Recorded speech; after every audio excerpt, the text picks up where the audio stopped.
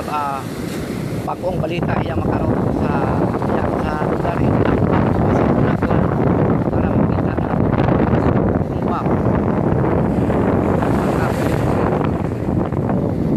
dahil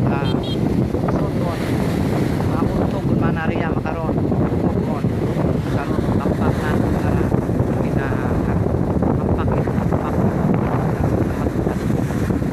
makita natin yan so lugar na pinatulan pirmi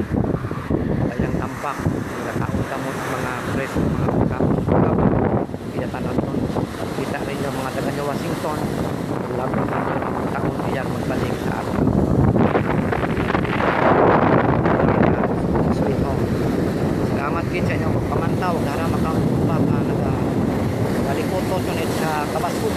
para nagasapyagon nga ni katon mga amigo sige bye bye salamat kinyo mga amigo I love you all.